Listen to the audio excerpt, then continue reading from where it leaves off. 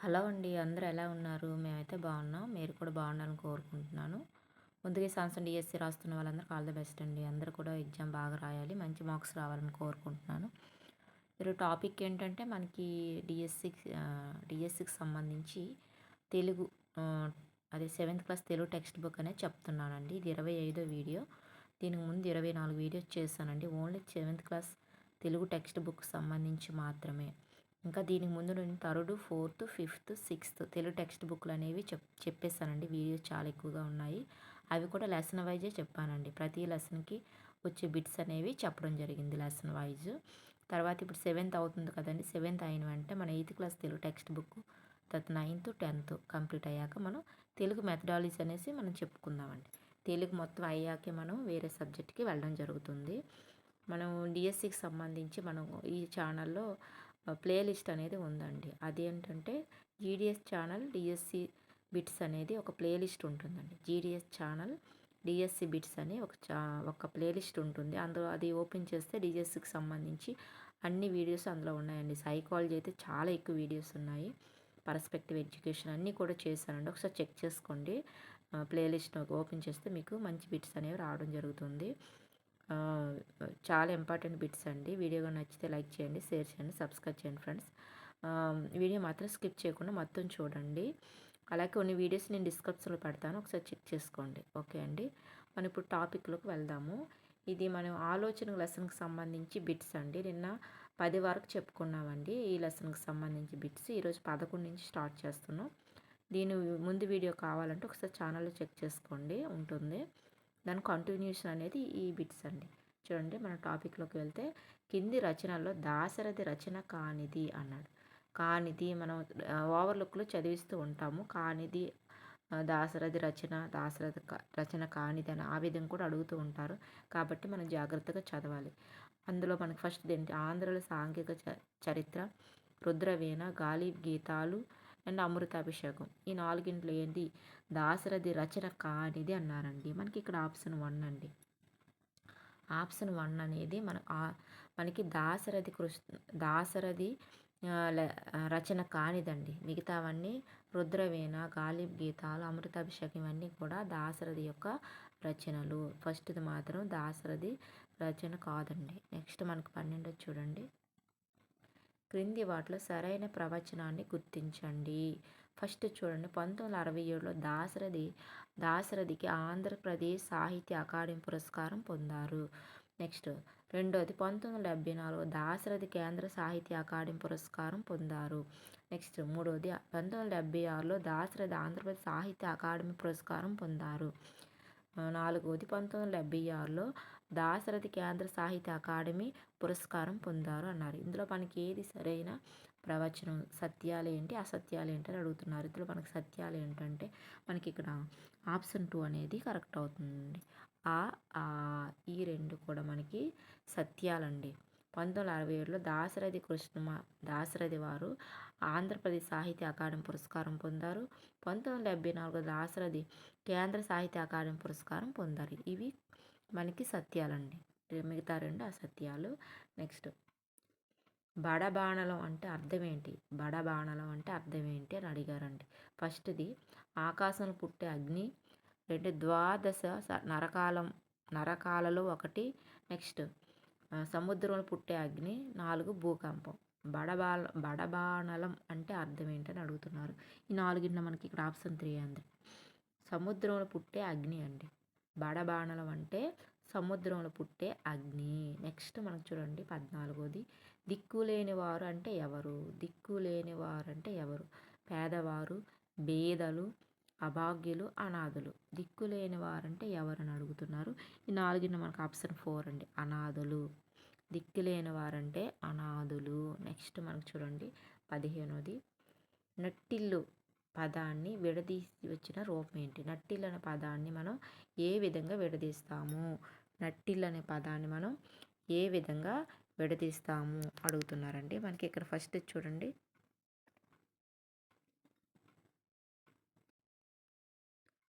ఫస్ట్ది నట్టి ప్లస్ ఇల్లు, రెండవది నడు ప్లస్ ఇల్లు, మూడవది నడి ప్లస్ ఇల్లు, నడు ప్లస్ ఇల్లు.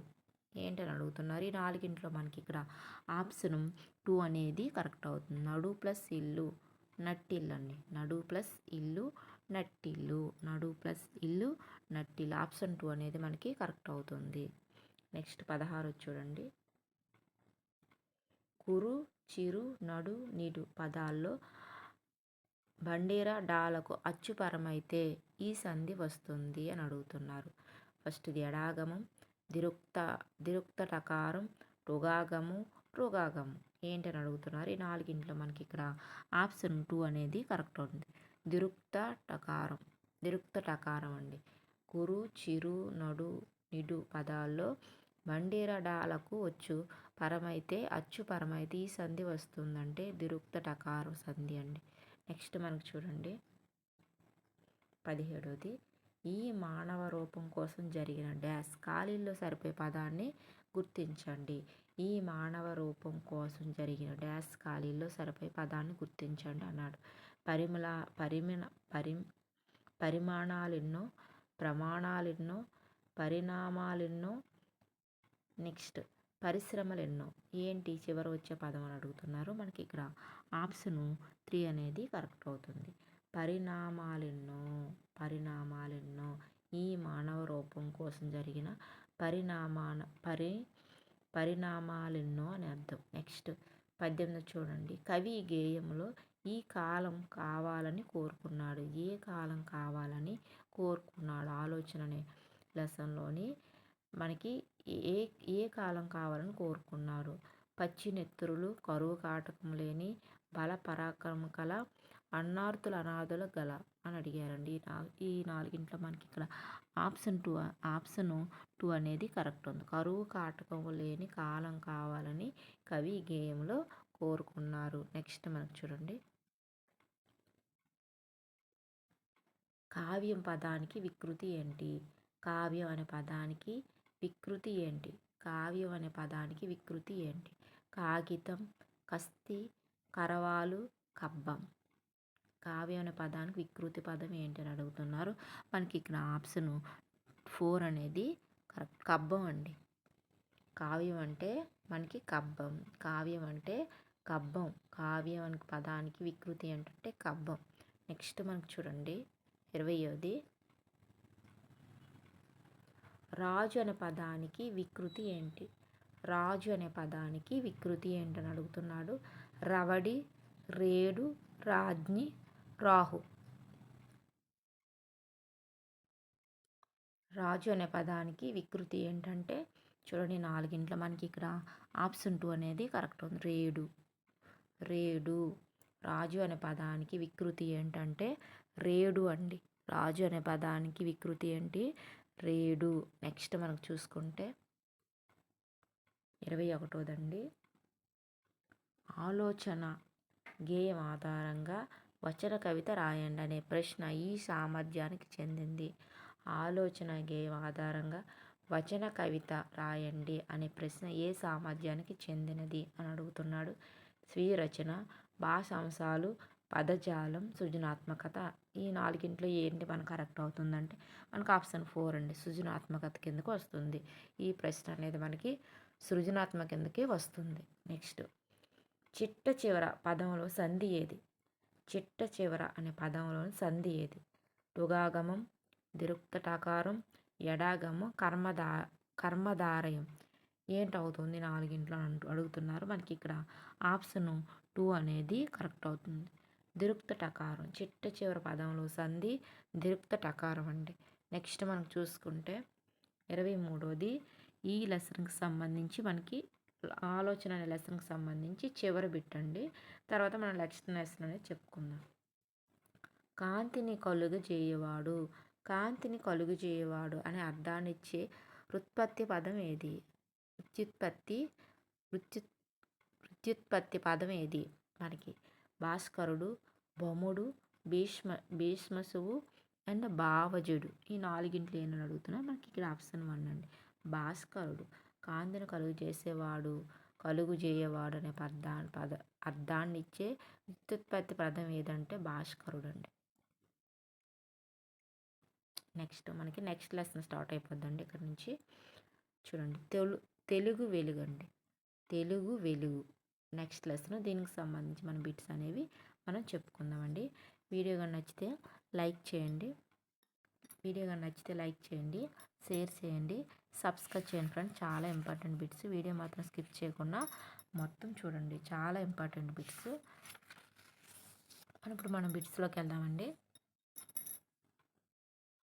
తెలుగు వెలుగు పాఠ్యాంశం ఈ ప్రక్రియకు చెందింది. తెలుగు వెలుగు పాఠ్యాంశం ఈ ప్రక్రియకు చెందింది. కథానిక, గేయం, వచన, కవిత, సంభాషణ దేనికి సంబంధించింది? తెలుగు వెలుగు అనే పాఠం యొక్క ప్రక్రియ అని అడుగుతున్నారు. మనకి ఇక్కడ ఆప్షన్ 4 అండి, సంభాషణకు సంబంధించింది. తెలుగు వెలుగు అనే పాఠ్యాంశం సంభాషణ అనే ప్రక్రియకు చెందిందండి. నెక్స్ట్ మనకు చూడండి రెండోది, వెడ సిడిముడి తడబడ. వెడ సిడిముడి తడబడ. ఈ వాక్యంలో అలంకారం ఏంటి? వెడ సిడిముడి తడబడ. ఈ వాక్యంలో అలంకారం ఏది? అతిశయోక్తి, అర్థాంతరన్యాసం, శాఖానుప్రాస, వృత్యానుప్రాస. ఈ నాలుగింట్లో ఏంటని అడుగుతున్నారు. మనకి ఇక్కడ ఆప్షన్ 4 అండి, వృత్యానుప్రాస అండి. వృత్యానుప్రాస. వెడ సిడిముడి తడబడ. ఈ వాక్యం అలంకారం ఏంటంటే వృత్యానుప్రాస. నెక్స్ట్, అడిగేదనని కడువడి. అడిగేదనని కడువడి అను పద్యం భాగవతంలోని ఈ సంఘటనలోనిది ఏ సంఘటన అని అడుగుతున్నాడు. రుక్మిణి కళ్యాణం, ప్రహ్లాద చరిత్ర, వామన చరిత్ర, గజేంద్ర మోక్షం. అడిగేదనని కడువడి అను పద్యం భాగవతంలోని ఈ సంఘటనలో ఉందని అడుగుతున్నారు. మనకి ఇక్కడ ఆప్షన్ 4 అనేది కరెక్ట్. గజేంద్ర మోక్షంలో ఉంది. గజేంద్ర మోక్షంలో ఉంది. నెక్స్ట్ మనకు చూడండి నాలుగోది, జ్ఞప్తికి తెచ్చుకోవడం అనే సందర్భంలో తెలుగు జాతీయాన్ని ఉపయోగిస్తారు. ఈ తెలుగు జాతీయాన్ని ఉపయోగిస్తారు. జ్ఞప్తికి తెచ్చుకోవడం అనే సందర్భంలో ఈ తెలుగు జాతీయాన్ని ఉపయోగిస్తారు. చరివిత చర్వణం, అబగా తినటం, నెమర వేయడం, కుక్కుర్తి పడటం. ఈ నాలుగింట్లో ఏంటని అడుగుతున్నారు. మనకి ఇక్కడ ఆప్షన్ 3 అనేది కరెక్ట్. నెమర వేయడం, జప్తికి తెచ్చుకోవడం అనే సందర్భంలో మనం నెమర వేయడం అనే తెలుగు జాతీయాన్ని ఉపయోగిస్తారు. నెక్స్ట్, తెలుగు భాషలో కొన్ని పదాలు కలిసి ఒక విశేష అర్థం ఇస్తే అది ఏమవుతుంది? తెలుగు భాషలో కొన్ని పదాలు కలిసి ఒక విశేష అర్థం ఇస్తే అది ఏమవుతుందని అడుగుతున్నారు.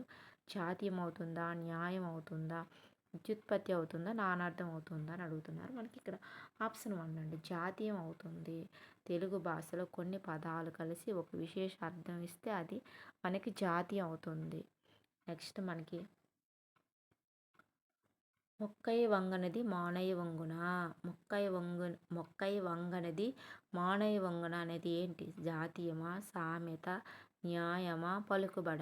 ఏంటని అడుగుతున్నారు. మొక్కై వంగనది మానై వంగున అనే ఈ సెంటెన్స్ దేనికి సంబంధించింది? జాతీయానిక, సామెత, న్యాయమా, పలుకుబడ? దేనికి సంబంధించి అడుగుతున్నారు. మనకి ఇక్కడ ఆప్షన్ 2 అనేది కరెక్ట్. సామెత అండి. ఏంటండి? సామెత. మొక్కై వంగనది మానై వంగున అనేది సామెత. నెక్స్ట్ మనకు చూడండి ఏడోది, మేలుకొను అనే శబ్ద పల్లవానికి అర్థం ఏంటి? మేలుకొనే శబ్ద పల్లవానికి అర్థం ఏంటి? జాగ్రత్త పడటం, జాగృతం అవ్వడం, స్తబ్దుగా ఉండడం, ఏమీ పట్టించుకోకపోవడం. ఈ నాలుగింట్లో ఏది కరెక్ట్ అవుతుంది? మేలుకొను అంటే మనకి ఇక్కడ ఆప్షన్ 2 అనేది కరెక్ట్ అవుతుంది. జాగృతం అవ్వడం అండి. మేలుకొను అంటే జాగృతం అవ్వడం. నెక్స్ట్ మనకి చూడండి ఎనిమిదోది, శబ్ద పల్లవం అంటే ఏమిటి? శబ్ద పల్లవం అంటే ఏమిటి? సర్వనామానికి క్రియ చేరడం, అవ్యయానికి క్రియ చేరడం, విశేషణానికి క్రియ చేరడం, నామవాచకానికి క్రియ చేరడం. శబ్ద పల్లవం అంటే ఏంటని అడుగుతున్నారు. మనకి ఇక్కడ ఈ నాలుగింటి ఆప్షన్ 4 అనేది కరెక్ట్ అవుతుంది. నామవాచకానికి క్రియ చేరడం. నామవాచకానికి క్రియ చేరడం అనేది శబ్ద పల్లవం. నామవాచకానికి క్రియ చేరుతుంది మనకు శబ్ద పల్లవం అని అంటాము. నెక్స్ట్, దేశ భాషలందు తెలుగు లెస్స అన్నవారు ఎవరు? దేశ భాషలందు తెలుగు లెస్స అన్నవారు ఎవరు? నన్నయ్య, రాజరాజ నరేంద్రుడు, తిక్కన శ్రీకృష్ణదేవరాయలు. ఈ నాలుగింట్లో ఏంటని అడుగుతున్నారు. మనకి ఇక్కడ ఆప్షను 4 అనేది కరెక్ట్ అవుతుంది. శ్రీకృష్ణదేవరాయలు తెలుగు భాషలందు దేశ భాషలను తెలుగు లెస్స అన్నది శ్రీకృష్ణదేవరాయలు.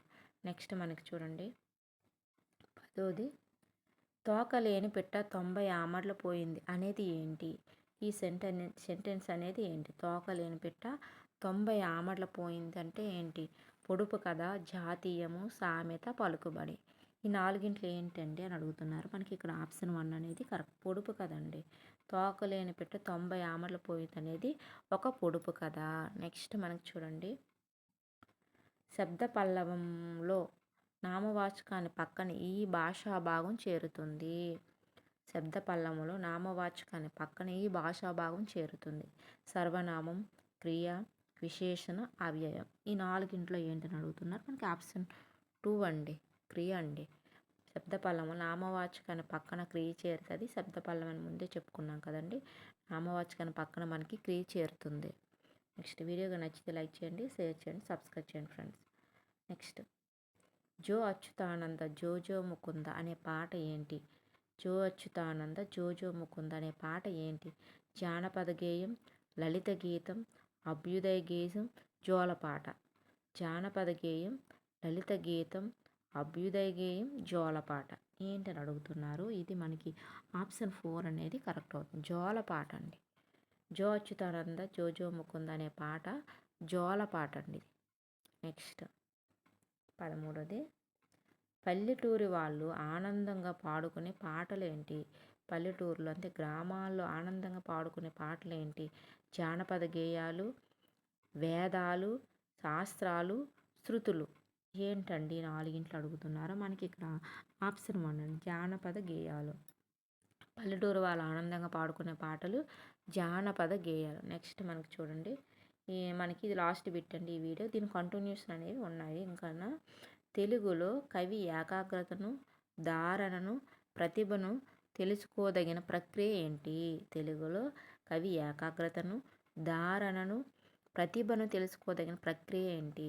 అష్టావధానం, అప్రస్తుత ప్రసంగం, దృష్ట పఠనం, నెక్స్ట్ భాషాభిరుచి. ఈ నాలుగింట్లో ఏంటని అడుగుతున్నారు. మనకి ఇక్కడ ఆప్షన్ 1 అండి, అష్టావధానం అండి.